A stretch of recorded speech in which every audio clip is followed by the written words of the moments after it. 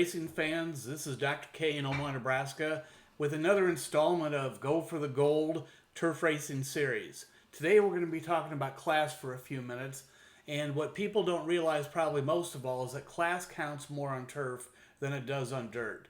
You forever will see horses from a lower level in dirt rise up, run a great number against much better competition, never run it again.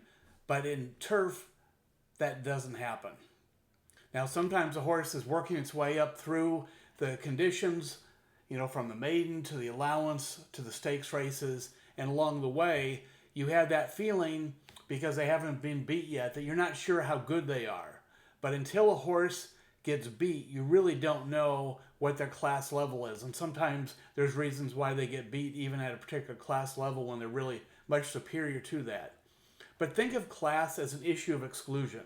The goal is to end up with as few contenders as you can in a given race. And one of the ways you do that, not only on distance or lack of numbers or track condition or not meeting the track profile, but one great way of excluding a horse is say, this horse just doesn't have the class.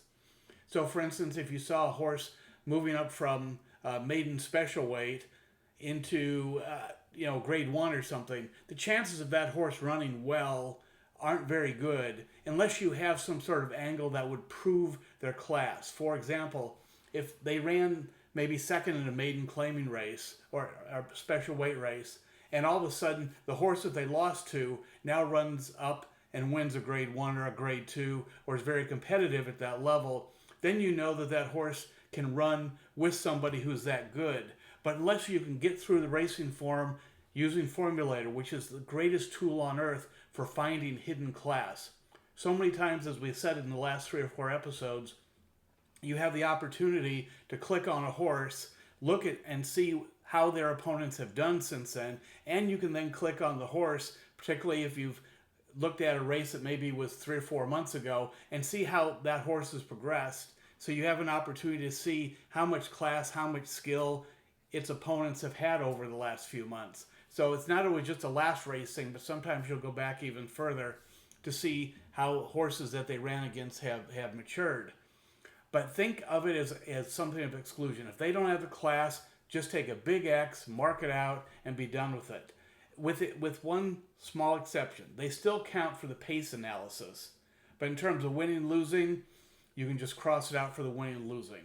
But you still want to have, particularly if they're an E, an EP, or a P, you still want to make it part of the class considerations within the pace scenario. So again, what you're really looking for with class is, have they raced well at this level before? Or again, is this one of those horses that is working its way through conditions and hasn't had a chance to race at this level yet, and you can't find some of their opponents that have raced at this level before?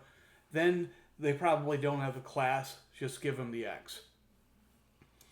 The great thing about when you're talking about Euro horses is that the RacingPost.com is a service which is just like Formulator. You can type in the name of a horse that's maybe running in the United States today, and you can do the same thing as you can with Formulator. You can look at all of its races, you can look at all of its opponents, you can click on each of its opponents.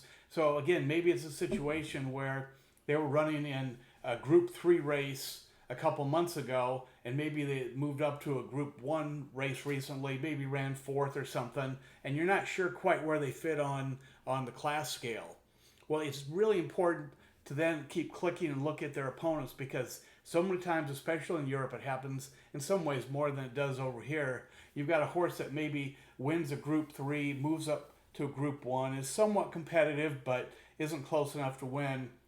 But all of a sudden, you go back to that Group 3 race, and the horses that are raced against all of a sudden start winning Group 1s.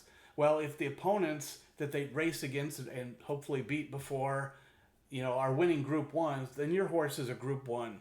But Racing Post makes it incredibly easy, just like Formulator does. And so you really need to be ruthless about your class distinctions here. If a horse doesn't have a class, just knock it out, even if they have the numbers, even if they have the right pace scenario, even if they fit the track profile. So the last thing we're going to talk about is the 2024 Breeders' Cup, which again is going to be at Del Mar, and we'll talk about that when we come back. I now have up on the screen Appendix A from the book. And I think if you do nothing more than pay the $40 and buy the book and read Appendix A, you are so far ahead. All the other text is great, but this thing will tell you how to analyze races. I think it's the best thing I've ever written. It's an analysis of all the Breeders' Cup races from 2024 at Del Mar, and of course they're going to be here in about a month at Del Mar again to race in the Breeders' Cup. But it goes through everything from pace, distance, class, numbers, and gives you every way to think about the Breeders' Cup in the way for each of the races. It's the best thing you can find. Again, the book is worth the price just for this appendix. I could have sold the appendix separately, and maybe I will at a later point. But at this point, please buy the book, if only for this one part of the book, and then you can go back after the Breeders' Cup races are over and read the rest of the book. But Appendix A makes the book all the way worth it. Thank you.